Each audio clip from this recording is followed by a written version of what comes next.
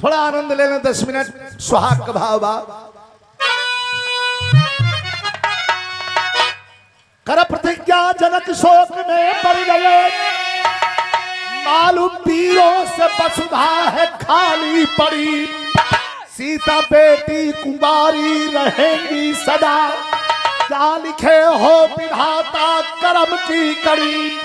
सुन के ऐसी वचन बोल गोभिद लखन, जाओ कि रघुबर की आज्ञा मन पाऊं अभी, तोड़ के कच्चे घड़े के समान धरूं और सारे ब्रह्मांड को नचाऊं अभी।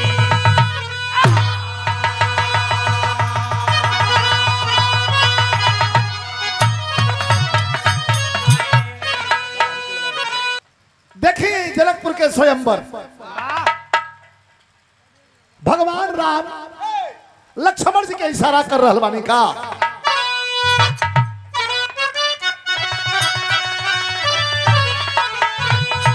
कि राम फेरे, कि राम फेरे तिरछी नजर को, कि राम फेरे तिरछी नजर को, मौन भाई लखन हो गए हैं।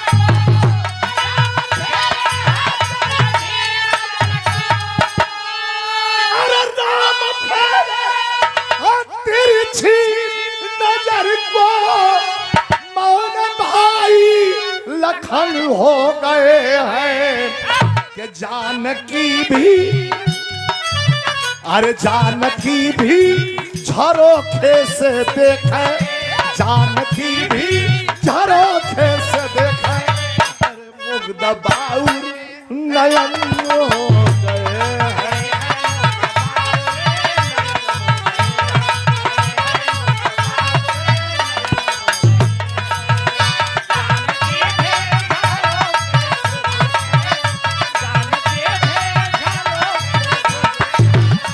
और 1000 रुपए का पुरस्कार बाबू के सिंह RSS जिला प्रचारक देवरिया की ओर से 1000 रुपए का पुरस्कार दिया गया। बहुत बहुत प्रणाम। तरी महफिल का भाव देखिए। और ये पप्पू यादव पूर्व ग्राम प्रधान सोनाडी महोदय के द्वारा ये 500 रुपए का पुरस्कार, बहुत बहुत धन्यवाद। कैसे अजब कोहरा मथा छाया हुआ स्वयंवर में, अजब कोहरा मथा छाया हुआ स्वयंवर में, घटा गम की नथी गम छाया गया अंबर में। किसी की हस्ती नहीं जो कि कर को पूर करे, किसी की हस्ती नहीं जो कि कर को पूर करे, तोड़ के धनवा कष्ट जनक जी का दूर करे। आहा, बहुत लोग आइल बा, भूप सहस्रदशी एक ही बारा, अलगे उठावे टरही न तारा। लेकिन देखी विधि का विधान, तो अंत में राजा जनक, अरे अंत में राजा जनक दिल में है उछा किए, अब तोड़ के धनवारा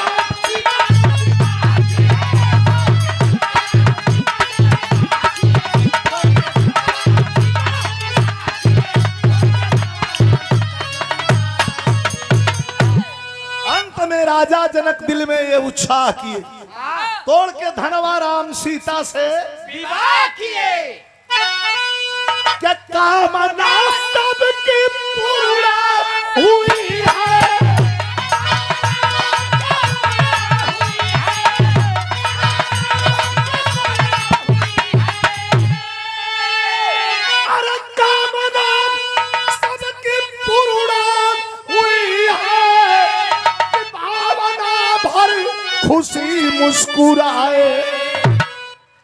भर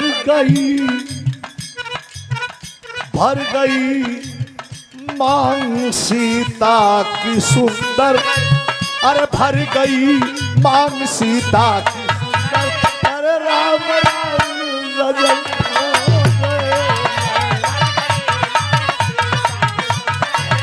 राम।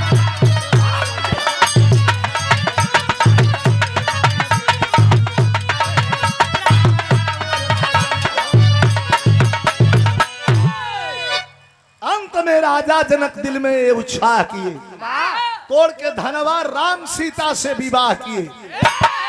भर गई मांग सीता की सुंदर, भगवान राम के द्वारा बरमाल पड़ा। तीनों लोग 14 भुवन में साक्षात शारदा सितार बजा रही हैं। सीता जी के ले गए लोग घर में, महल में सजावट आलो, और भगवान राम के सीता जी के घर में लोग ले जाता। कितना बढ़िया भाव बा।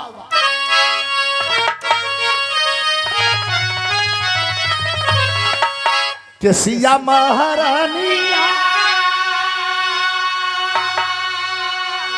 कसगरी बदनिया सजाई गई लीला, उनका हाथावन में अमेहादी रचाई गई।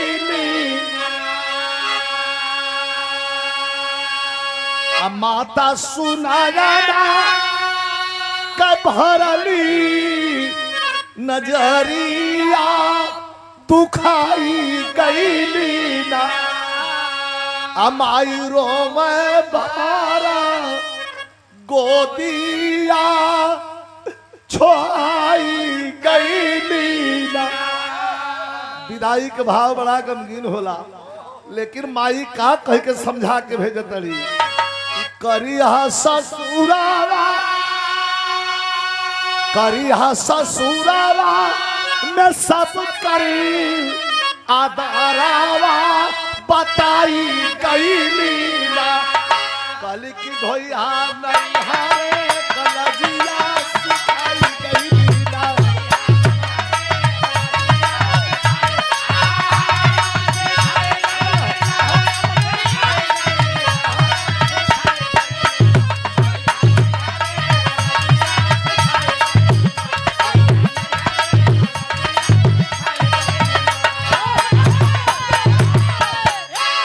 और ये 500 रुपए का पुरस्कार सुनैना यादव, रेलवे इंस्पेक्टर अवनीश कुमार यादव, ये 500 रुपए का पुरस्कार।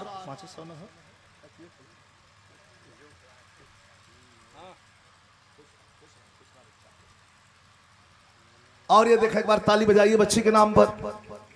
निर्भीकता से, बड़ी खूबसूरती से यह बच्ची अपनी कला की प्रस्तुति करती है।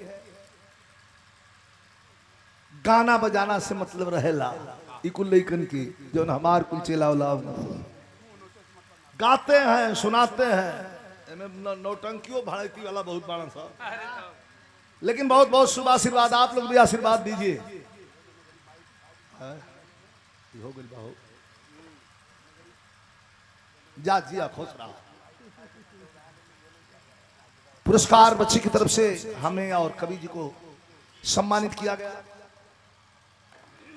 और ये हमारे भाई हैं, बहुत सुंदर ढोलक वादक राजवंश बाबू, बड़े पुराने हम लोगों के मित्रता, हम लोगों की इनका गाँव में पूरा आधा म्यूजिकल बा।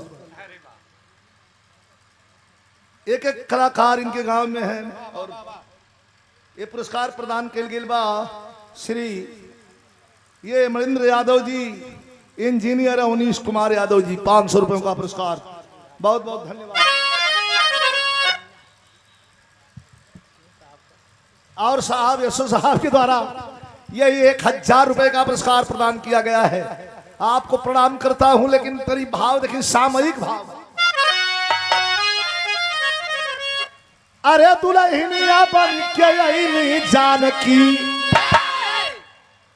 इस समय है कि दुल्हनिया बन के अइली जानकी, हंस रघुवंश राम जी राख कुल कपनिया।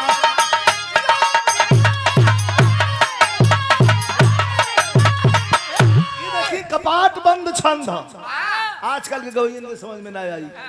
क पर उठिया ख पर बांधल हो चारों तरफ से। कंठ कामना कर किलोल कोमल कलिका कचनार खिली। कंठ कामना कर किलोल कोमल कलिका कचनार खिली। गाल गुलाबी गात मुनि गुल गमक गया गुलजार गली। चटक चांदनी चली चुमने छितवत जस चटकार चली। जगदम्बा जुग जोग रमाई जल जैसी जलधार जली। पहले कभी ना पहले तो लिखा। ससुराल में पालकी आ गई। अब तो डोली जब ससुराल में आवेला तो का होला, मुंह दिखाई का रस्म होले। माता कई कई दौड़ी चुनो कर कर कर कर कर कर कर कर कर। पहले सबसे पहले हम न मुंह देखो, येहू में देखा ना। कई किस्म का आदमी बा। अरे भाई मुहवा केहू देख लो, आगे देख लो, पीछे देख लो, कोनो बसी आई, लेकिन कहले कि ना हम देखो। कहना कभी का कि आईली जबकि अपने ससुरारिया सीता रानी हो। आ कह कई भर जाले नजरिया सीता रानी हो।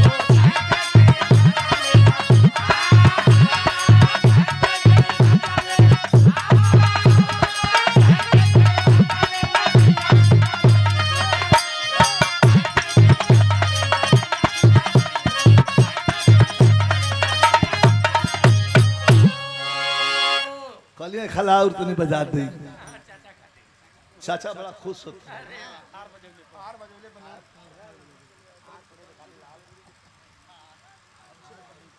आदरणीय श्री अंचल यादव जी हमारे पूर्व मंत्री महोदय राम गोविंद चौधरी जी के सम्मान में ये 500 रुपए का पुरस्कार दिया गया है।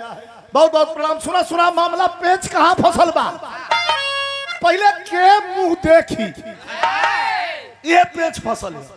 अयोध्या में सीता जी का पालकी आ गई, कन्या के रूप में आ गई सीता जी, लेकिन पेचिए फसल बा के पहले मुंह देखी। अरे भाई कौशल्या जी बोल बड़ी काहे न देखी हन, सुमित्रो जी देखबे करी हन तो खोल जात मुहवा तीन जन लोग देख लेती, लेकिन कई जी कहली कि ना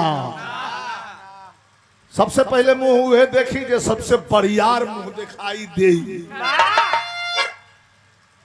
ये दोनों जना लोग चुप हो गए के भैया ये लड़ाकिन है,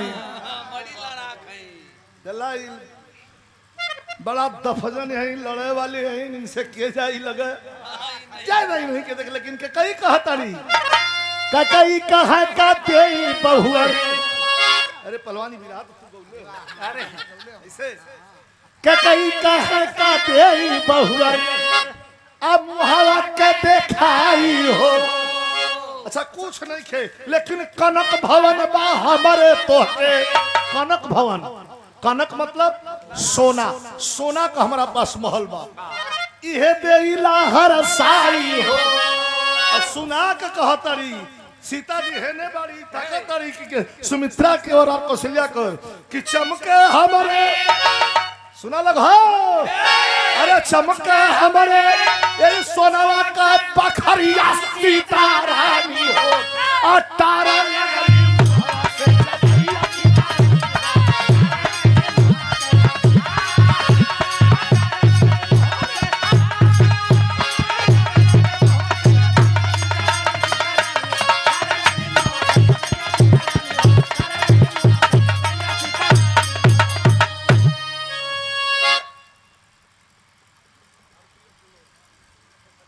इस बात देख ली तरद बहुत बा। एगो गीत गाओ तो सा कितनी सा कौन बात तमाम गीत बा। जना एक दिन अइलम पैसा लेके कहला कि तनी गा दा। पिया का बांगुड़ बा बेलनवा हमका 500 हमसे ले ला, हम ना गाइले।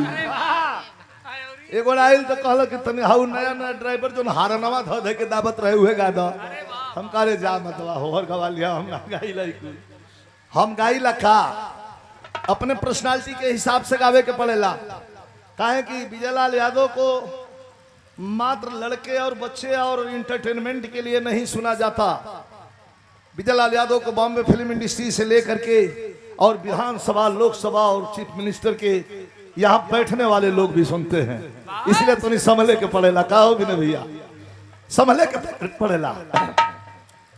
पार्टी कार्यालय में जगह हो देखले हो कि कोनो ऐसा दिन ना बजे माननीय राष्ट्रीय अध्यक्ष जी बैठल हन तैया विजय लाल यादव वहाँ वीडियो न चले और न बजे, खुद कह के हाँ विजय का चलाओ, विजय का लगाओ। एगो नया घड़ी आयल बाटे, गीत रिलीज भइल बाटे यो पार्टी पेज से 27 खातिर। कैसे कैसे सोना का महल बाई है दे रहलवानी हम केहू के तो दे दे। सीताजी तो कहली कि आ ही दादा हाई पितिया सास बड़ी, अरे बाप रे बाप हाई दे देली है तना बड़ी यार सोना का महल। हाय हाय सोना का महल दे देली, अरे बाप रे बाप वही तो हमार असली सास बकिए बड़ी। ये महेंद्र आई ये आदमी श्री अच्छा वे हाँ आदरणीय श्री हमारे नाम राशि विजय कुमार यादव जी आरपीएफ के नौजवान सिवान के धरती से ये 500 रुपया पुरस्कार प्रदान के लिए बनी। देखिए हमने के देहात में धान रोपात रहे तो कैसे गीत गवात रहे मास्टर।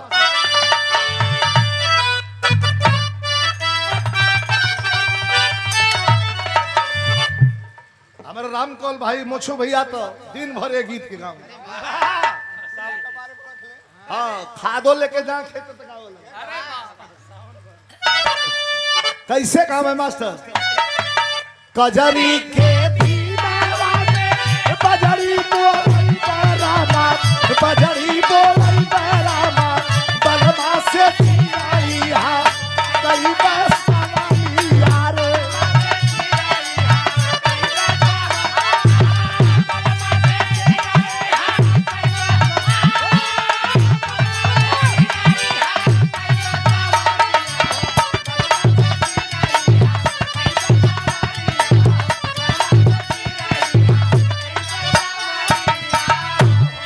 आदरणीय हमारे भैया मनोज यादव जी बीडीसी प्रत्याशी सोनाडी से ये 500 रुपया भैया के प्रणाम बा, सभी के प्रणाम बा। सीता जी कहली कि जब सोना का महल मिल गई तो सीता जी सासू का पंगारा बा, सासू का पंगारा बा माथे चरिया लगाई समलिया।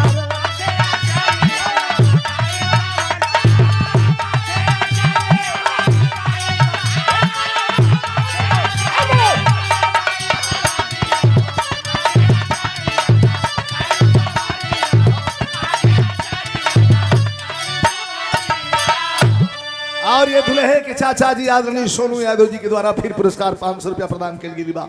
हार्दिक अभिनंदन बा। घूम घूम के कई कई दे के सोना का महल खाली हो गई। अब जा लग देखा जाए जा। अब केहू कुछो में खुश केहू कुछो में खुश, लेकिन दे के चल रही अपन तर्क रुआ सबके लगावे के बाद दोनों माई खड़ा बड़ी, एक तरफ कौशल्या एक तरफ सुमित्रा। कैसे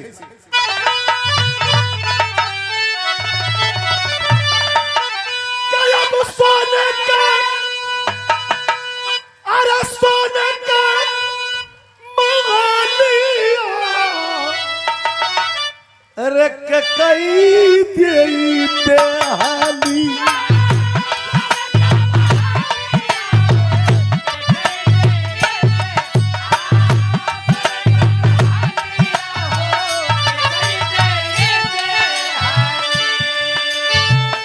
कोई नहीं सका उनका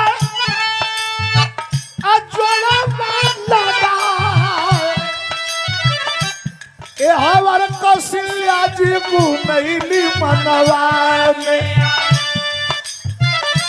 का हो बहु देबू पहले मुहावा देखा। ए दुल्हे मुंह दिखाई लेबू के पहले मुंह दिखाईबू तौले मधुरी बचनिया कहली सियारनिया जवन करे दुनिया उहे करा मनन। जब दुनिया का रसम के पूरा करी। अच्छा अच्छा चाहिए हाँ चाहिए। अब आप लोग तर्क लगाई, एक तरफ सोना का महल दिया गई बा, दूसरी तरफ का दिया की इज्जत बाची। कौशल्या जी तुरंत श्री राम के बोलवली जा गोदिया के बिछावई में ले ली बैठा राम और सीता जी के हथवा मिलवली जा लैला लैला सीता हमारा जीवन के कमाल केहू धन बटोरले होई केहू सोना का महल बटोरले होई कोई चांदी बटोरले होई कोई हीरा जवाहरात बटोरले होई लेकिन हम अपना जिंदगी में हमार धन हमार सोना हमार चांदी हमार हीरा हमार जवाहरात ये हमार बेटा राम हुवन आ ये सीता कोनो माई अपन ममता केहू के ना दे ले लाई है अपना बेटा राम के आज से तोहरा हवाले कर रहल बनी फेंक के घूंघट सीता जी गोड़ पकड़ के आंख में आंसू भर गए कहली कि माता जी आपका बाजी राउर बाजी 20 में सुमित्रा जी कहली तब यही कदम पर हम के चल के बचा लेवे के बाद कहली का कि सुमित्रा जी तुरंत लाखन के बोला बाबा अरे सुमित्रा जी तुरंत लाखन के बोला बाबा गोदिया के पीछे में ले ली भाई अरे गोदिया के पीछे में ले ली भाई अरे लक्ष्मण का सीता जी से हथवा धारा वाली लक्ष्मण से सीता जी से हथवा कहली इनके जी हाथू राम जी का धा लक्ष्मण जी का हथवा सीता जी के धरा के कहली कि ये बहू इनके राम जी का भाई मत जनिहा घूंघट उठा दिली सीता जी कहली तब का जान हंसे लगली कहली कि कुछ हो जनिहा हम तो मुँह देखना ना ना ना ये बात ना रुआ कहली हम कि इनके जिन जनिहा तू राम जी का भाई इनके का जान तब पता बता रही कि बेटा के समान इनकर करिहाया धरावा बेटा के समान इनकर करिहाया धरावा पकड़ चल दिया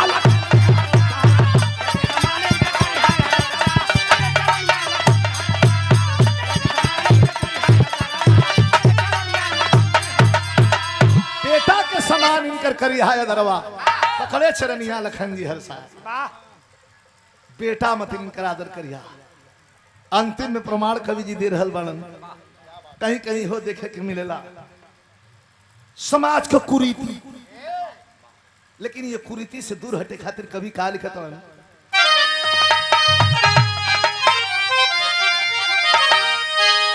अब प्रेम के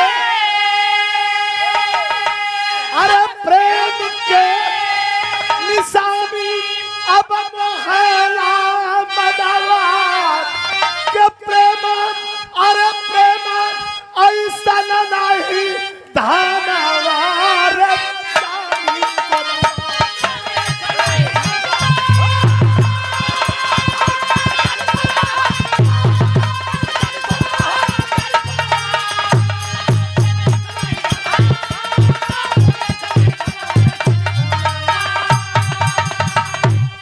और हमारे यशो साहब आदरणीय श्री सुरेंद्र सिंह यादव जी आपके द्वारा 1000 रुपए का पुरस्कार प्रेम का निशानी मोहेला मनमा धन दौलत कई दिया पर प्रेम नहीं दे पाई कुल दिहली धन दौलत कई दिया पर प्रेम नहीं दे पाई अरे राम लक्ष्मण सीता जी को बलिनंदन भेजवाई बिरथा हो गई भावा नावा अरे चांदी सोनावा 14 बरस वन में रह के लक्ष्मण जी की ये सेवकाई सदा सिया को माता समझाना समझे भौजाई जजे के लागल शक्ति बनावा रचानी